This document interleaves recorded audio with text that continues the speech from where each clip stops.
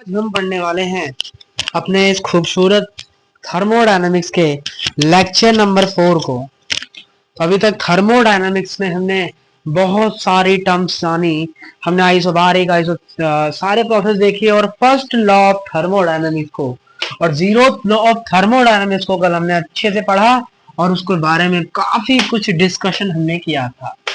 तो आज बारी है आगे बढ़ाने की और आज हम वर्क डन कैलकुलेट करेंगे रिवर्सिबल पाथ के लिए। तो आइए सबसे पहले हम सीपीसीवी में रिलेशन फाइंड करते हैं और पर्टिकुलर गैसेस के लिए सीपीसीवी की वैल्यूज को याद कर लेते हैं। तो हमारे पास गैसेस होती हैं, कोई मोनो एटॉमिक होता है, कोई डाया एटॉमिक होता है, कोई ट्राया एटॉमिक होता है। मोनो एटॉमिक का मतलब होता है कि एटम सिंगल है, डाया एटॉमिक का मतलब है एंगल, मतलब उसमें एटम्स दो हैं, और ट्राया एटॉमिक या पॉलो एटॉमिक का मतलब है कि उस गैसेस में 3 या उससे ज्यादा एटम प्रेजेंट हैं, तो वो पॉली एटॉमिक गैस बन जाता है।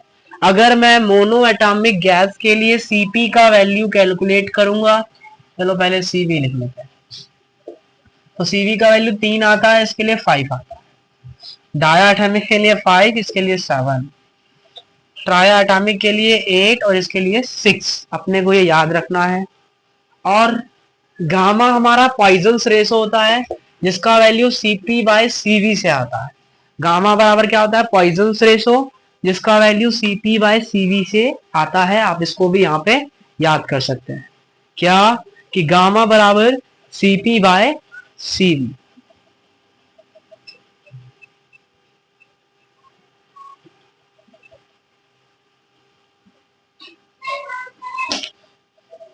और अगर मुझे जैसे सीपी माइनस सीवी बराबर क्या होता है? आर होता है। ये भी हम याद कर सकते हैं। ये आया कैसे रिलेशन निकाल सकते हैं। एच बराबर क्या होता है? यू प्लस आर टी, कल ही पढ़ के आए। पीवी होता है वर्क डन, इंटरनल एनर्जी। आप इसे टी से क्या कर दीजिए? डिफरेंशिएट कर दीजिए, D H upon D T, और यहाँ भी डी टी। तो ये क्या होता है? अपना सीपी होता है। ये क्या होता है? सीवी। और PV upon T is equals to क्या? NV, NR. क्या होता है ये? एनआर। इसका मतलब क्या आ गया? सीपी माइनस सीवी बराबर हो गया एनआर। अगर मोल्स 1 है तो सीपी माइनस सीवी बराबर क्या आ जाएगा? आर आ जाएगा। आप इसे याद कर सकते हैं। अगर एन मोल है तो उसके लिए क्या आएगा? सीपी माइनस सीवी बराबर एनआर। लेकिन अगर मोल्स 1 है तो उसके लिए सीपी माइनस सीवी का वैल्यू क्या आएगा? आर आएगा। आप याद करके रखेंगे। अगर 1 मोल है तो सीपी माइनस सीवी बराबर आर होता है, और अगर एन मोल है तो सीपी माइनस सीवी बराबर एन आर होता है। बस ये कुछ रिलेशन है, आप याद कर लीजिए। ये कोई नहीं पूछेगा कि आया कैसे, आपको बस वैल्यू देगा। बहुत क्वेश्चन आते हैं, फिजिक्स में भी आते हैं इसके ऊपर। ठीक है, तो ये वैल्यू में याद रखनी, 357 5786। ये टाई एटॉमिक या पोलो एटॉमिक के लिए भी यूज होता है। यही वैल्यूज है सारी। ये हाँ, यहाँ गड़बड़ किया, यहाँ 6 है और यहाँ 8 है। ठीक है, चलिए अब हमें कुछ प्रोसेस पढ़ने हैं। एक होता है आपका रिवर्सिबल प्रोसेस और एक होता है हमारा इरिवर्सिबल प्रोसेस। सिर्फ समझ लीजिए, बिल्कुल इजी है। मान लीजिए मैंने ये लिया, इसके ऊपर बहुत सारा मैंने पेपर रख दिए, बहुत सारे 1.5 किलो के पेपर, वजन ठम, तो वो प्रेशर जाम हो गया, बढ़ेगा ही नहीं। इसका मतलब इस वाले केस में क्या होगा? पी एक्सटर्नल बराबर होगा किसके? पी गैस के। अब मैं क्या किया?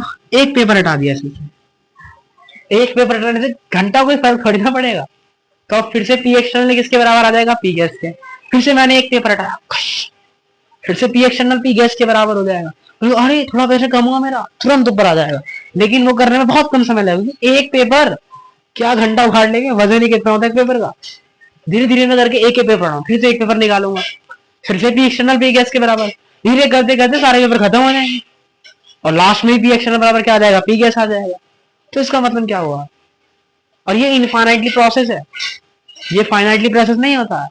ये चलता रहेगा चलता रहेगा। मैं धीरे धीरे एक पेपर निकालता रहूंगा, एक एक पेपर निकालता रहूंगा। 1.5 किलो के पेपर में से मैं एक एक पेपर बार बार एक एक पेपर निकाला, एक पेपर निकाला, एक पेपर निकाला, एक पेपर निकाला, धीरे धीरे फटाफट इसका क्या होगा, हर स्टेट पे क्या होगा, पी एक्सटर्नल किसके बराबर आ जाएगा, पी गैस के बराबर आ जाएगा। इसका मतलब सर रिवर्सिबल प्रोसेस वो प्रोसेस होता है जिसमें एवरी स्टेप इक्विलिब्रियम में आता हो, जिसमें एवरी स्टेप इक्विलिब्रियम में आता है, वो प्रोसेस आपका रिवर्सिबल प्रोसेस होता है। मतलब सर रिवर्सिबल प्रोसेस वो प्रोसेस है जिसमें at every process, at every step it's considered to be in equilibrium, इसमें हर स्टेप इक्विलिब्रियम में कंसीडर्ड किया जाता हो, that would be your reversible process, and at every equilibrium condition, at every point P external is equals to P gas, this is the reversible process। सब कुछ समझ आया कि रिवर्सिबल प्रोसेस है क्या? तो रिवर्सिबल प्रोसेस होता क्या है? अब जैसे कंप्लीशन में इनफाइनाइट टाइम लगेगा, एक एक पेपर हटाने में हजारों, क्या इनफाइनाइट का मतलब अनडिफाइन हो, मैं नहीं कह सकता, मुझे नहीं पता, तो इसको कंप्लीट होने में कितना लगेगा, पेपर हटाने में कितना समय लगेगा, इनफाइनाइट लगेगा। इस प्रोसेस को पूरा होने में कितना समय लगेगा, इनफाइनाइट लगेगा। मुझे नहीं पता क्या मतलब है इनफाइनाइट, है ना? तो इसीलिए ये रिवर्सिबल प्रोसेस है कि इसमें पी एक्सटर्नल किसके बराबर आ गया, पी गैस के।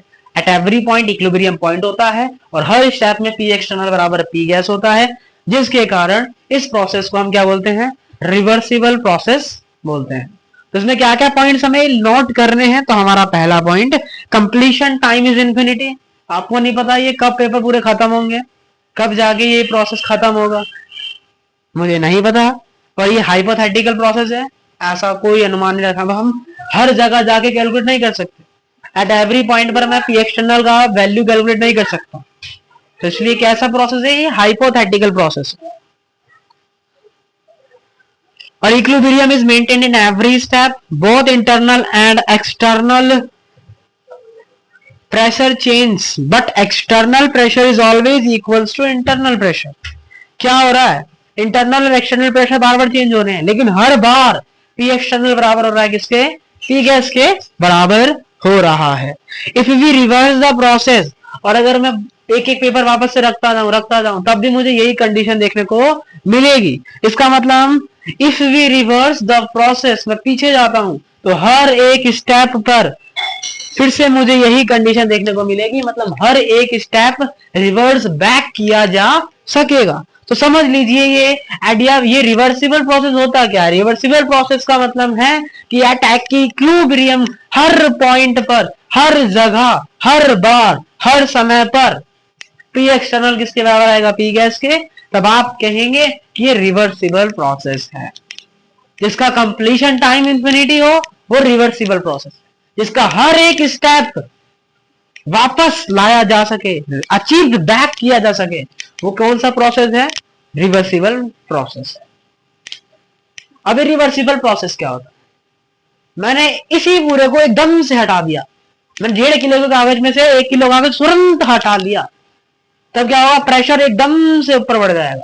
प्रेशर क्या हो जाएगा, इतना था, अब एकदम से क्या हो जाएगा, ऊपर बढ़ जाएगा। क्योंकि प्रेशर एकदम से ऊपर बढ़ गया तो इसका मतलब अब पी एक्सटर्नल जो होगा वो पी गैस के बराबर नहीं आएगा। तो समझ लीजिए रिवर्सिबल प्रोसेस क्या होता है, जिसमें एकदम से काम हो गया, मतलब इसका इंक्लूशन टाइम इंफिनिटी नहीं है, इसका टाइम डिफाइन है,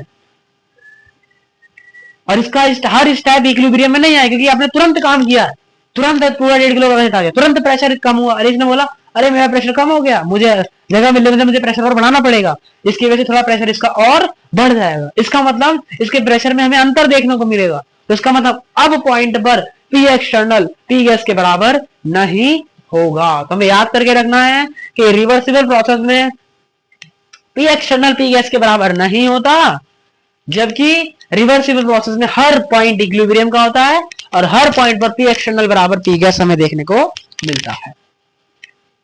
और हाँ, जैसे मैं एक एक कागज में वापस रख के पुरानी कंडीशन देख सकता था, लेकिन ऐसा इसमें नहीं होगा।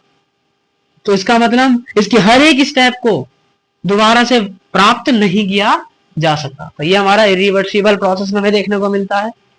तो लिख सकते हैं ये फाइनाइट स्टेप का प्रोसेस होता है। All the pressures is nature, ये एग्जिस्ट करता है, ये हाइपोथेटिकल है, इसमें कैलकुलेट करना जा सकता है। ये बहुत जल्दी होता है, ये बहुत slow slow slow slow slow धीरे धीरे धीरे धीरे होता है। एक ही पेपर निकाले, धीरे धीरे कर रहे हैं, external pressure is much less than the internal pressure in case of expansion. समझेंगे एक्सपेंशन में क्या होगा और कॉन्ट्रैक्शन में क्या होगा। Equilibrium is not observed in between the process. Equilibrium सिर्फ कहां आएगा, लास्ट में आएगा। तो पन्ने हटाते समय इस इरिवर्सिबल प्रोसेस में इक्विलिब्रियम नहीं आएगा। इक्विलिब्रियम तब आएगा जब सारे पन्ने हट जाएंगे, जब एक फाइनल स्टेट मिल जाएगा। तो इसका मतलब इरिवर्सिबल प्रोसेस में फाइनल स्टेट में इक्विलिब्रियम प्राप्त होता है, जबकि रिवर्सिबल प्रोसेस में एवरी स्टेप पर इक्विलिब्रियम हमें प्राप्त हो रहा था। ये डिफरेंस है। और समझ भी आ गया हो कि इसमें हमने किया क्या है। बहुत इजी चीज। और एक और चीज याद रखिए, अगर एक्सपेंशन हो रहा है इसमें क्या हो रहा है, एक्सपेंशन। एक्सपेंशन का मतलब एक्सपेंड होना। एक्सपेंड होना मतलब अंदर का प्रेशर बढ़ना। अंदर का प्रेशर बढ़ना इसका मतलब पी एक्सटर्नल ज्यादा कि पी गैस ज्यादा। क्योंकि अंदर का प्रेशर बढ़ रहा है इसका मतलब पी गैस ज्यादा है। अरे ये ऊपर हो रहा है ना, इसका मतलब ये ऊपर वाली हवा कैसी है, कमजोर है। मतलब ऊपर वाली प्रेशर का प्रेशर क्या है, अंदर वाली भी गैस के प्रेशर से कम है। इसका मतलब जब भी एक्सपेंशन होगा, जब भी गैस का प्रेशर बढ़ेगा, जब भी गैस ऊपर जाएगी, एक्सपेंड करेगी, फैलेगी, उसके केस में हमेशा pressure of gas is greater than pressure of external. लेकिन जब कॉन्ट्रैक्शन होगा, जब क्या होगा, कॉन्ट्रैक्शन, जब मैं ऊपर से दबाव डाल रहा हूं, प्रेशर कम होगा। प्रेशर कम होगा उसका मतलब प्रेशर गैस क्या हो जाएगा, कम हो जाएगा। किससे कम हो जाएगा, बाहर वाले प्रेशर। तो इसका मतलब कॉन्ट्रैक्शन के केस में बाहर वाला प्रेशर ज्यादा होता है, और एक्सपेंशन के केस में गैस वाला प्रेशर क्या होता है, ज्यादा होता है। और ये हमें किस में देखने को मिलता है, रिवर्सिबल में। लेकिन रिवर्सिबल में तो एट एवरी पॉइंट पे क्या होगा, पी एक्सटर्नल बराबर पी गैस होगा। तो यहां से हमने इसको बड़े प्यार से समझा कि रिवर्सिबल प्रोसेस क्या होता है और अपना इरिवर्सिबल प्रोसेस क्या होता है। एक ही कहानी है और बड़े प्यार से हमने इसको समझा।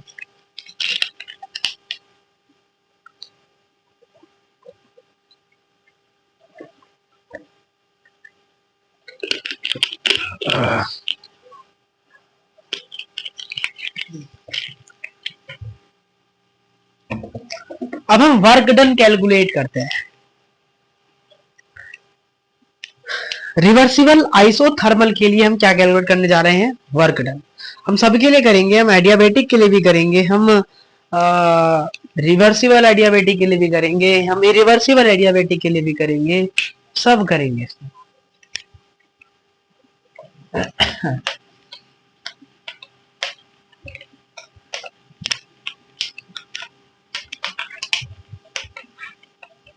करते हैं work done by reversible isothermal process. Isothermal मतलब टेम्परेचर कांस्टेंट, मतलब डेल्टा यू जीरो मल प्रोसेस। डेल्टा यू जीरो होता है, हमने पढ़ाया था। वर्क डन का फॉर्मूला क्या आता है, माइनस पी एक्सटर्नल डीवी आता है। क्या आता है, माइनस पी एक्सटर्नल डीवी। यही होता है वर्क डन का फॉर्मूला, माइनस पी भी होता है। हो सकता है दोनों चेंज हो रहे हो सकता है दोनों चेंज ना हो रहे हो। अब जैसे मैंने रिवर्सिबल के लिए कर रहा हूं तो मैंने ये किया,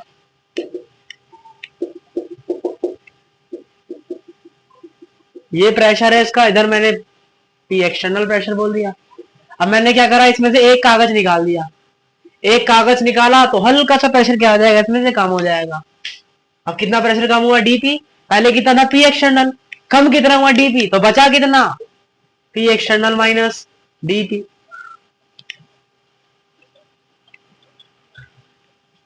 इसका प्रेशर यहां कितना हो गया, डीपी हो गया।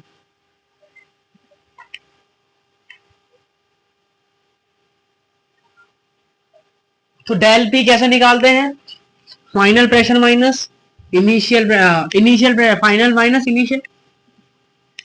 इधर कितना प्रेशर बचेगा, पहले तो पी एक्सटर्नल था, लेकिन चूंकि मैंने निकाल दिया तो अब मुझे इस पे वर्क निकालना है। मैंने कितना वर्क किया है, कागज को निकालने मैंने कितना वर्क किया है, मेरे से ये हो जाता कैसे निकालेंगे। तो इस पे प्रेशर निकालना पड़ेगा। सबसे पहले प्रेशर कैसे निकालेंगे, पहले पी एक्सटर्नल था, अब डीपी का चेंज आया, तो अब बचा कितना, बड़े में से छोटा माइनस करेंगे तो जितना बचा है वो पता लग जाएगा।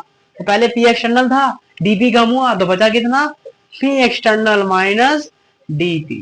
तो इसका मतलब फॉर्मूला क्या हो जाएगा, वर्क डन बराबर माइनस पी एक्सटर्नल डीवी, तो बराबर माइनस पी एक्सटर्नल कितना आया है, P external minus dP multiply में वी।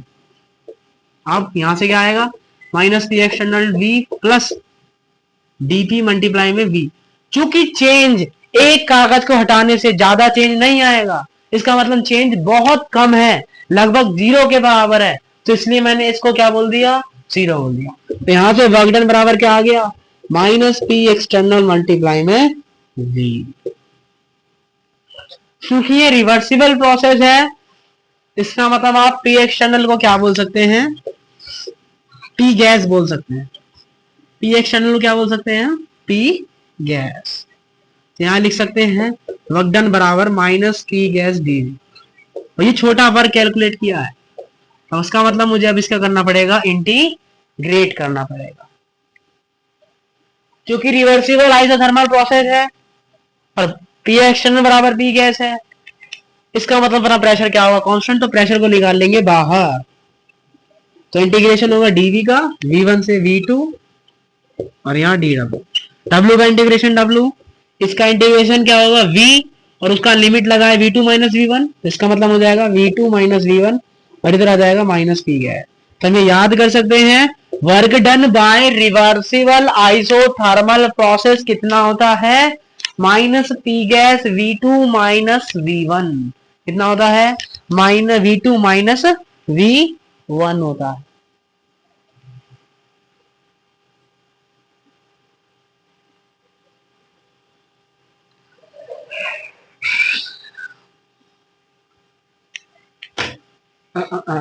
हाँ मिस्टेक हुआ, पी एक्सटर्नल पी गैस है, लेकिन हमें नहीं पता कि पी गैस कांस्टेंट होगा क्या होगा। ये फॉर्मूला भी लगा सकते हैं वैसे, माइनस पी गैस वो करके। एक और फॉर्मूला यहां से निकाल सकते हैं, कौन सा, प्रेशर बराबर क्या होता है, पीवी बराबर होता है एनआरटी। इसका मतलब प्रेशर बराबर क्या हो गया, nV upon R, nV RT हो गया। इसका मतलब मैं पी गैस की जगह क्या लिख सकता हूँ, इंटीग्रेशन में minus n R T V dV और यहां से V1 से V2, ये तीनों कांस्टेंट है, बाहर निकल जाएंगे। तो dv अपॉन वी का इंटीग्रेशन करेंगे, याद करना है ये इंटीग्रेशन 1 अपॉन जो भी नीचे रखा है और वही ऊपर है d की फॉर्म में, तो इसका इंटीग्रेशन आता है ln x। तो इसका इंटीग्रेशन हो गया ln v, इसका इंटीग्रेशन हो गया ln v और उसका लिमिट लग गया V1 से V2 minus n R T बराबर में ये। अब लिमिट रखेंगे तो minus n R T L, पहले ऊपर वाला फिर नीचे वाला ln V1। अब हमने पढ़ा है जब भी ln माइनस में होता है तब हम उसे भाग में लिख सकते हैं, इसका मतलब ये हो जाएगा minus n R T ln V2 by V1। तो यहां से वर्क डन का एक और फॉर्मूला आ गया क्या, कि minus n R T ln V2 by V1। तो हमें ये फॉर्मूला यहां से क्या कर लेना है, याद कर लेना है। ठीक, इसका फॉर्मूला है वर्क डन आइसोथर्मल का फॉर्मूला है। या फिर हम ये भी लगा सकते हैं क्या, वर्क डन बराबर minus P external delta we, या ये वाला भी लगा सकते हैं। इसको एक और तरीके से लिखा जा सकता है, अगर मुझे एलन को लॉग बनाना है तो मैं यहां लिख सकता हूं 2.303 RT log V2 by V1। अगर लॉग में पूछा है, अगर मुझे लॉग का वैल्यू दिया है तो मैं ये वाला फॉर्मूला यूज करूंगा, लेकिन अगर ln का वैल्यू दिया है तो मैं ये वाला फॉर्मूला यूज करूंगा। तो ये दोनों फॉर्मूले में यहाँ पे याद करने हैं। क्या, आइसोथर्मल के केस में वर्क डन का फॉर्मूला क्या आता है, minus n R T ln V2 by V1 या minus 2.303 RT log V2 by V1। कहां से कैलकुलेट किया, यहां से dw बराबर माइनस पी एक्सटर्नल dv से। पी गैस कांस्टेंट नहीं है, मुझे नहीं पता पी गैस कांस्टेंट है या फिर नहीं, तो उसके केस में पी गैस को अंदर ही रखूंगा। मैंने क्या किया, पी गैस की जगह मैंने लिख दिया क्या, एन आर टी, क्या रख दिया मैंने, एन आर टी अपॉन, मैंने पी गैस की जगह रख दिया n R T, P gas की जगह रख दिया n R T upon B. Moles की संख्या, गैस कांस्टेंट और टेम्परेचर तीनों हमेशा कांस्टेंट होंगे, तो इसका मतलब उसे बाहर लिख दिया। अब उसका डिफरेंशिएशन इंटीग्रेशन किया तो यहां से मुझे ये फॉर्मूला मिल गया हमें अच्छे बच्चे की तरह डायरेक्ट फॉर्मूला याद कर लेना है, क्योंकि कोई भी डिफरेंशिएशन या इंटीग्रेशन नहीं पूछेगा, सिर्फ हमें ये दोनों फॉर्मूले याद कर लेने हैं। और मान लीजिए अगर पी एक्सटर्नल कांस्टेंट दिया है तो उसके केस में क्या करेंगे, P2 माइनस P1 लगा देंगे, डीवी कर देंगे। लेकिन आइसोथर्मल के केस में हमें इन्हीं फॉर्मूले का काम लगाना पड़ेगा, बिना इन दोनों के फॉर्मूले के क्वेश्चन नहीं बनेगा। दूसरा चीज हमें याद रखना है, V2 बाय V1 किसके बराबर होता है, प्रोपोर्शनल होता है P1 बाय P2 के। V2 बाय V1 किसके बराबर है, P1 बाय P2 के। तो इसका मतलब जहां जहां V2 बाय V1 है वहां वहां हम क्या लिख सकते हैं, P1 बाय P2। तो यहां से एक और फॉर्मूला हमारा बन गया, -2.303 RT log P1 bye P2 या -nRT ln P1 bye P2। तो ये हमें सारे फॉर्मूले यहां से याद कर लेने, और कैसे डिराइव हो यहां भी हमने देख लिया। कभी भी रिवर्सिबल आइसोथर्मल की बात करेगा तो हमेशा हर बार हम यही फॉर्मूला लगाएंगे। और हमेशा याद रखना V2 बाई V1 बराबर क्या होता है, P1 बाई P2। सिर्फ किस में होगा ये, आइसोथर्मल में। जहां टेम्परेचर कांस्टेंट होगा वहां पर ही हमें ये देखने को मिलेगा। ये है क्या बेसिकली, ये बेसिकली ये है P1 V1 बराबर P2 V2। आइसोथर्मल केस में क्या होता है, P1 बराबर P1 V1 बराबर P2 V2। यहां से सॉल्व करके मैंने ये निकाल लिया V2 बाई V1 बराबर P1 बाई P2। तो जहां जहां V2 बाई V1 दिखा वहां वहां मैंने P1 बाई P2 लिख दिया। तो इस तरीके से मैंने यहाँ पे वर्क डन कैलकुलेट कर लिया रिवर्सिबल आइसोथर्मल के केस में, और इसको हमने यहां से अच्छे से समझ लिया। अब हम कैलकुलेट करेंगे इरिवर्सिबल आइसोथर्मल प्रोसेस के लिए।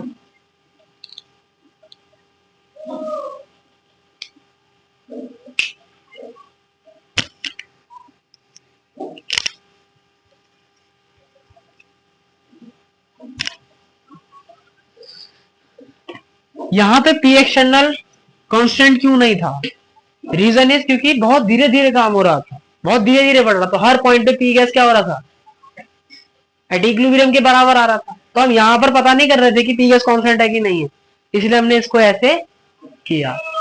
इसलिए हमने ये फॉर्मूले बनाया और हमें यहाँ पे याद करना। इसलिए मैंने पी गैस को इंटीग्रेट नहीं किया, पी गैस को इंटीग्रेट करने के लिए मैंने इसका यूज किया एनआरटी अपॉन वी का, क्योंकि यहां से कांस्टेंट वाली टर्म अलग हो गई और वो वाली टर्म अलग हो गई। तो अब हम पढ़ने जा रहे हैं इरिवर्सिबल आइसोथर्मल प्रोसेस के लिए केस। तो इरिवर्सिबल आइसोथर्मल प्रोसेस क्या कहता है, एक बार उस पर जरा प्रकाश डालते हैं।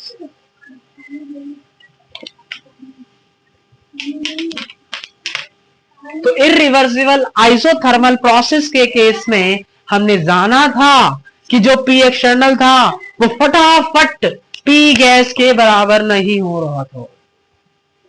इस बार पी एक्सटर्नल पी गैस के बराबर नहीं है। इसका मतलब पी एक्सटर्नल क्या है, कांस्टेंट है। इसका मतलब पी एक्सटर्नल क्या है,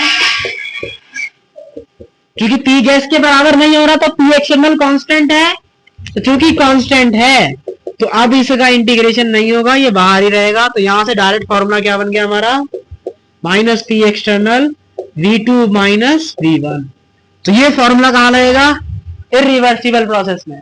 और रिवर्सिबल प्रोसेस में क्या लगेगा, minus NRT LN V2 by V1। वहां पी एक्सटर्नल कांस्टेंट नहीं था, बट इरिवर्सिबल प्रोसेस में पी एक्सटर्नल क्या है, कांस्टेंट है, क्योंकि पी गैस के बराबर कभी भी नहीं आएगा, इसीलिए समझ से ये फॉर्मूला बन गया। अब यहां से हम एक और फॉर्मूला बना सकते हैं। क्या बनाते हैं, यहां से हम एक और फॉर्मूला। क्या पी एक्सटर्नल कभी भी पी गैस के बराबर होगा, तो आंसर है नहीं। तो क्या V2 और V1 की जगह हम प्रेशर डाल सकते हैं, हाँ। पी एक्सटर्नल तो नहीं होगा पी गैस के बराबर, क्या V2 V1 हो सकते हैं, क्या उनको प्रेशर की टर्म में लिखा जा सकता है, बिल्कुल लिखा जा सकता है। तो एक बार लिख के देखते हैं। हमने क्या पढ़ा है, पीवी बराबर होता है एनआरटी। तो यहां से किसका वैल्यू चाहिए, वी का। तो वी बराबर क्या हो गया, एनआरटी अपॉन पी। तो इसका मतलब V2 की जगह क्या लिखेंगे, NR-T2। टेम्परेचर तो चेंज हो जाएगा, एन और आर कांस्टेंट रहेगा। अब अट्टे में क्या आ जाएगा, सेम यहां क्या आएगा, NR-T1 अपॉन P1 आ जाएगा। अब इसमें से क्या करेंगे, एनआर को कॉमन ले लेंगे।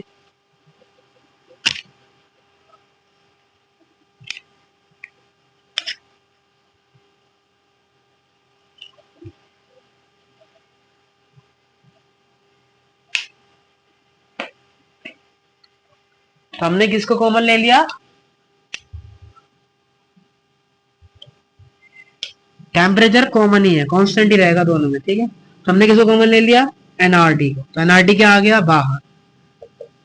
मैंने क्या बोला, जो फाइनल प्रेशर था वो P2 हो गया है, फाइनल प्रेशर किसके बराबर हो गया है, P2 के, तभी तो मैंने P2 लिखा। इसका मतलब P एक्सटर्नल भी किसके बराबर होगा, P2 के, क्योंकि P एक्सटर्नल क्या है, फाइनल स्टेट वाला प्रेशर, और फाइनल स्टेट में P एक्सटर्नल किसके बराबर होगा, P2 के। तो इसका मतलब इसकी जगह हम लिख सकते हैं P2। तो यहां से क्या आ जाएगा, एनआरटी और माइनस P2 अंदर चला गया, minus minus plus P2 upon P1। तो यहां से अपना फॉर्मूला क्या आ गया, work done is equals to nRT P2 by P1 minus 1। तो ये वर्क डन का फॉर्मूला आ गया इरिवर्सिबल आइसोथर्मल के केस के लिए। और एक और फॉर्मूला क्या है, ये वाला, work done minus P external V2 minus V1। और एक और फॉर्मूला कौन सा है, एनआरटी ब्रैकेट में P2 बाय P1 माइनस 1। ये इंटीग्रेशन कैसे आया कैसे नहीं आया, ये हमें डायरेक्ट क्या कर लेना, यहाँ पे याद कर लेना है। और हमने क्या बोला था, ये कौन सा प्रोसेस है, आइसोथर्मल। तो आइसोथर्मल प्रोसेस में मैंने ये पढ़ाया क्या होता है, P1 V1 बराबर P2 V2। इसका मतलब P1 अपॉन P2 बराबर क्या होगा, V2 अपॉन V1। तो यहाँ क्या लिखा है, P2 अपॉन V1, तो इसकी जगह क्या लिख सकते हैं, V1 upon V2 minus 1 NRT बराबर वर्क डन इरिवर्सिबल आइसोथर्मल। तो ये एक और फॉर्मूला आ गया जिसको हम याद कर सकते हैं। तो ये तीनों फॉर्मूला में याद करने हैं, formula number 1, formula number 2, formula number 3। और ऐसे ही 3 फॉर्मूला हमने पीछे भी लिखे थे, वो दोनों तीनों हमें याद करके अच्छे से रख लेने हैं। और ये आए कैसे हैं, ये जी ऐसे आए हैं। आए कैसे हैं ये इंपॉर्टेंट नहीं है, हमें कौन सा फॉर्मूला याद है ये इंपॉर्टेंट। ये फॉर्मूला याद कर लिए और कैसे यूज होने वो भी हमने यहाँ पे बता दिया। तो अब अगर रिवर्सिबल आइसोथर्मल प्रोसेस है तो उसको अलग तरीके से यूज करेंगे, और अगर इरिवर्सिबल आइसोथर्मल है तो उसका वर्क डन कैलकुलेट करने के लिए हम इन चीजों का यूज करेंगे। तो इस तरीके से हमने वर्क डन इरिवर्सिबल और वर्क डन रिवर्सिबल प्रोसेस सबके लिए क्या कैलकुलेट कर लिया है, ये कैलकुलेट कर लिया है वर्क डन। अब हम एक आध क्वेश्चन करते हैं। उस क्वेश्चन को करने से पहले एक चीज समझ लेते हैं, एक्सपेंशन क्या होता है, फ्री एक्सपेंशन क्या होता है।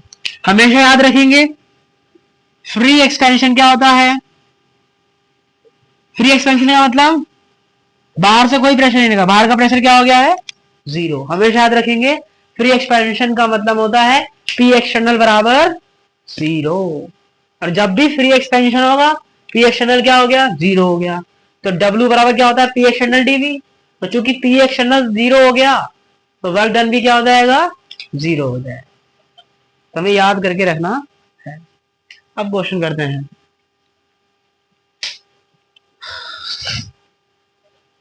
जब कोई वर्क ही नहीं किया तो इसका मतलब हमने कोई हीट भी नहीं दी, कोई हीट भी नहीं दी तो इसका मतलब हीट भी क्या हो जाएगी, कोई हीट भी नहीं दी तो इसका मतलब उसकी इंटरनल एनर्जी में भी कोई चेंज नहीं आया। तो इसमें हमें याद करके रखना, फ्री एक्सपेंशन जब भी होगा एक्सटर्नल प्रेशर 0 के बराबर हो जाएगा। एक्सटर्नल प्रेशर 0 के बराबर हो गया इसका मतलब मैंने कोई भी वर्क नहीं किया है, मैंने कोई भी वर्क नहीं किया है इसका मतलब मैंने कोई भी हीट नहीं दी है, मैंने कोई भी हीट नहीं दिया इसका मतलब कोई भी इंटरनल एनर्जी में कोई भी चेंज होता हुआ नजर नहीं आएगा। तो इस तरीके से हमने इसको बड़े अच्छे से कर लिया। और हमारा इरिवर्सिबल प्रोसेस के लिए, हमारा इरिवर्सिबल आइसोथर्मल और रिवर्सिबल आइसोथर्मल प्रोसेस के लिए कैसे वर्क डन कैलकुलेट करना है ये हमने बड़े खूबसूरत तरीके से यहाँ पे समझ लिया। और अंत में खूबसूरत बात क्या है कि हमें ये तीनों फॉर्मूले अच्छे से याद कर लेने हैं, क्योंकि इन्हीं फॉर्मूले सवाल आएगा। और ये फ्री एक्सपेंशन वाले पार्ट को थोड़ा सा याद करके रख लेना। आइए क्वेश्चन करते हैं जो कि जेईई मेंस में पूछा गया है। मोल्स का वैल्यू दिया है 2 मोल, n बराबर है 2 मोल। यूनिट का बड़ा ध्यान रखना है, टेम्परेचर बराबर 300 केल्विन, P बराबर है ATM और P2 का वैल्यू है 2 ATM। क्वेश्चन ने बोला है कांस्टेंट प्रेशर पर आइसोथर्मली एक्सपेंड हो रहा है। तो सिंपल सी बात है, प्रेशर कैसा है, कांस्टेंट है, कांस्टेंट प्रेशर पर हो रहा है, मतलब बाहर से प्रेशर लग रहा है। बाहर से प्रेशर कौन से रिवर्सिबल में लगता है या इरिवर्सिबल में लगता है? अभी पढ़ाया था, बाहर से प्रेशर इरिवर्सिबल प्रोसेस में लगता है, जिसके कारण पी एक्सटर्नल कांस्टेंट हो जाता है। तो इसका मतलब यहाँ पर ये फॉर्मूला यूज करेंगे कि डब्ल्यू इरिवर्सिबल बराबर क्या होता है, पी एक्सटर्नल डीवी। लेकिन क्या हमें वॉल्यूम दिया है? नहीं, तो हम ये वाला फॉर्मूला नहीं लगा सकते। तो हमें अभी दूसरा जो याद करा था वो लगाएंगे, क्या, एन आर टी ब्रैकेट में P2 बाय P1 माइनस में 1, तो एन का वैल्यू 2, ये 300। आर का वैल्यू क्या होता है, याद करना है, कभी भी कैलोरी में देगा तो 8.314 होता है आर का वैल्यू, कैलोरी में होगा तो 198 होता है, 1.98 किलो कैलोरी होता है आर का वैल्यू, और डिग्री सेल्सियस में होगा तो 0.0821 लिखना है, क्योंकि आर केल्विन में है तो 8.314। टेम्परेचर कितना, 300 लिख दिया। P2 का वैल्यू है 2, P1 का वैल्यू 5 माइनस 1 इधर भेजा, 5 में हो गया 3, बन गया -3 बट्टे 5। कैलकुलेट करते हैं, इसे काटेंगे, 5 6 30, 30 आ गया, 2 6 12, 12 3 36, 360, 100 से भाग किया, ये बन गया 3.6, लगभग 3.5। अब आपस में मल्टीप्लाई कर लेते हैं, इसको 8.3 बोल देते हैं, जनरली हम तो शॉर्ट में कर रहे हैं फटाफट, 8.32 बोल देते हैं, 5 10 5 15 15 1 16, 8.32 बोल दिया। सॉल्यूशन करना, पूरी कैलकुलेशन ही करनी पड़ेगी, मैं तो ऐसे ही कर रहा हूँ, तुम्हें पूरा करना है गुणा, और ऐसे करें तो कर लो, थोड़ा बहुत आंसर में वेरिएशन आएगा, लेकिन कैलकुलेशन इसमें हार्ड ही आती है। अपना आंसर आ गया 391200, 1 2 3 4 5, इसको किलो बोल सकते हैं, 39.12 किलो, अरे लाला 39.1234 5 किलो जूल, 5 जूल अपना क्या आ गया, यहाँ से आंसर आ गया 39.1 जूल, अपना यहाँ से आंसर आ गया। कुछ भी नहीं था, खाली कैलकुलेशन करनी है, कैलकुलेशन तो कोई भी कर सकता। मेथड क्या है कि ये फॉर्मूले में खाली आंसर डालना है और फिर बाद में सारी कैलकुलेशन हमें ही करनी है। ऐसा ही एक और क्वेश्चन और दिया है, इस बार बोला है, a sample of oxygen expand हो रही है और वॉल्यूम 3 लीटर से 5 लीटर हो रहा है, मतलब V1 और ये V2 लीटर में दिए हैं। क्वेश्चन कह रहा है अगेंस्ट द कांस्टेंट प्रेशर, मतलब इस बार भी क्या है, इरिवर्सिबल प्रोसेस। कितना कांस्टेंट प्रेशर है, 3 atm। सबसे पहले वर्क डन कैलकुलेट करेंगे, वर्क डन क्या आएगा, minus P external del V, dV क्या होता है, V2 माइनस V, मतलब 5 3 माइनस 2 मतलब 3 माइनस, तो कितना आ गया, -6 atm लीटर आ गया। कितना वर्क डन आ गया, -6 atm लीटर। लेकिन आंसर किस में चाहिए होता है, जूल में, तो किससे मल्टीप्लाई करेंगे, 101.3 से, ये आ गया अपना वर्क डन। लेकिन क्वेश्चन इतना नहीं है, क्वेश्चन ने और बोला है आगे, क्वेश्चन ने बोला है कि work done during expansion be used to heat 10 mole of water. जितना जो भी वर्क हमने किया है वो वर्क हमने 10 मोल वाटर को हीट करने के लिए किया है, और हमें स्पेसिफिक हीट कैपेसिटी दी है, मतलब स्पेसिफिक हीट कैपेसिटी दी है, सी का वैल्यू दिया है 4.18 जूल पर केल्विन ग्राम, और टेम्परेचर का वैल्यू दिया है 290 केल्विन। तो क्वेश्चन ने क्या बोला है, इसका फाइनल टेम्परेचर बताना है, टी फाइनल कैलकुलेट करना है। क्वेश्चन ने क्या बोला, वर्क डन बराबर है किसके, जितना हीट इसको देने में लगा। तो हीट का फॉर्मूला क्या होता है, क्योंकि ये क्या है, मोल है, तो मोल में क्या होता है, ms डेल्टा टी। तो हीट का फॉर्मूला क्या होता है, ms डेल्टा टी। तो वर्क किसके बराबर है, हीट के, तो इसका मतलब वर्क किसके बराबर है, हीट के, और हीट का फॉर्मूला पढ़ाया था, क्या होता है, ms डेल्टा टी, किसके केस में, मोल के केस में। तो बस अपना आंसर आ गया। हमें किसका वैल्यू चाहिए, डेल्टा टी, डेल्टा टी बराबर क्या आ गया, -6 × 101.3 अपॉन में मास, मास कितना है नहीं पता, निकाल लेंगे। एन का वैल्यू 10 मोल है, मल्टीप्लाई मोलर मास से, तो मास मिल जाएगा, मोलर मास कितना होता है 18, तो वेट कितना आ गया 180 ग्राम। एस का वैल्यू कितना दिया है 4.18। इस पूरे को सॉल्व करेंगे तो किसका वैल्यू आ जाएगा, डेल्टा टी आ जाएगा। और डेल्टा टी आ गया तो डेल्टा टी बराबर क्या होता है, T final minus T initial. तो टी इनिशियल का वैल्यू दिया है, उस वैल्यू को जाके इसमें माइनस कर देंगे, मतलब प्लस कर देंगे, तो हमें क्या मिल जाएगा, फाइनल टेम्परेचर मिल जाएगा। इसको जब कैलकुलेट करते हैं तो आंसर आता है 0.18। तो ये 0.18 इधर जाएगा तो 2918 केल्विन के समथिंग अपना फाइनल टेम्परेचर आ जाएगा। तो ये हो गया अपना इसका आंसर। सिर्फ कैलकुलेशन है, कंसेप्ट यही है कि वर्क बराबर एम एस डेल्टा टी और वर्क बराबर माइनस पी एक्सटर्नल डीवी।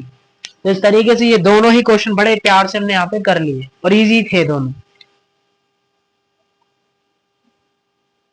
आगे बढ़ते हैं।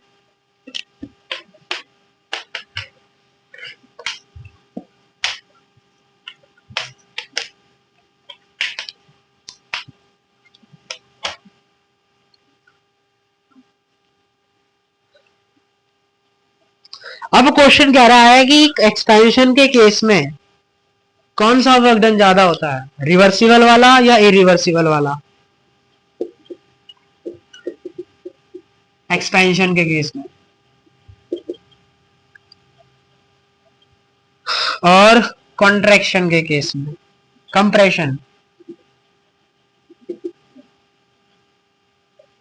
इनके ग्राफ P1 V1 से P2 जा रहे हैं, वॉल्यूम V हो रहा है।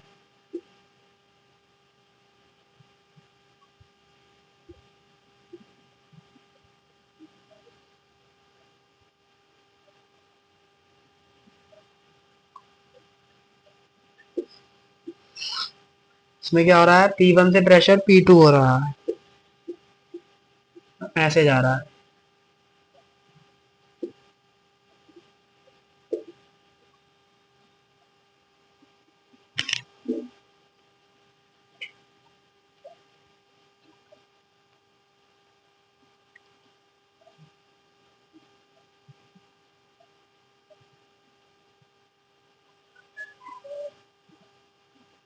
चलिए समझते हैं, कुछ है ही नहीं इसमें, अभी तो पढ़ाया था हमने कि भैया जब भी एक्सपेंशन होता है तो एक्सपेंशन मतलब फैलना, फैलना। तो अभी हमने क्या पढ़ा, फैलेगा तो इरिवर्सिबल प्रोसेस में कौन ज्यादा होता है, पी एक्सटर्नल की पी गैस। अभी पढ़ाया पी गैस ज्यादा होता है।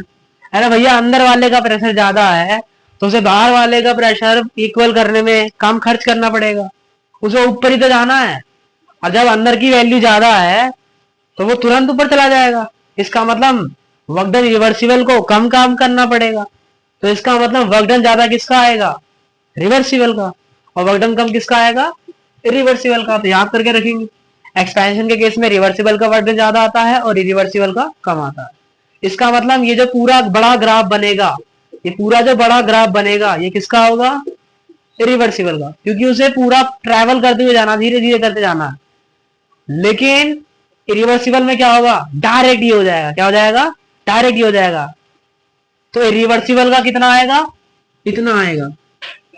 रिवर्सिबल का सिर्फ इतना पार्ट आएगा वर्क डन में, जबकि रिवर्सिबल प्रोसेस का ये पूरा आएगा।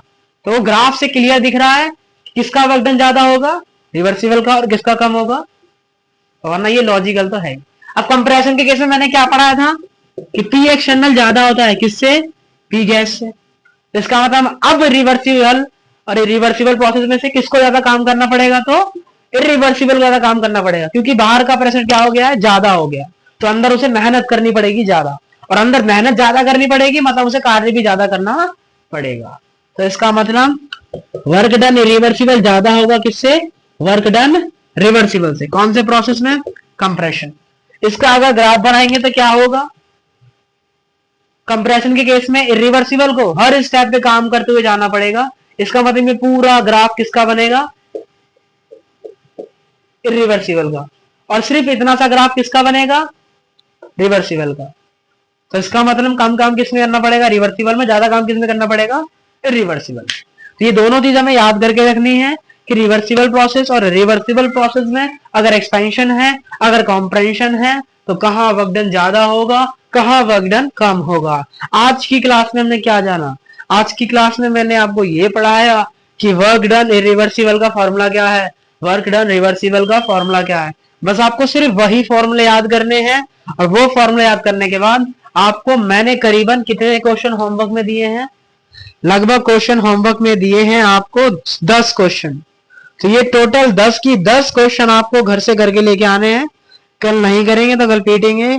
और 10 क्वेश्चन यहाँ होमवर्क में दे दिए हैं, 12 क्वेश्चन फिजिक्स में होमवर्क में दिए हैं, और 20 क्वेश्चन चैप्टर सॉल्यूशन में होमवर्क में दिए हैं। तो सब कल डिस्कशन करेंगे।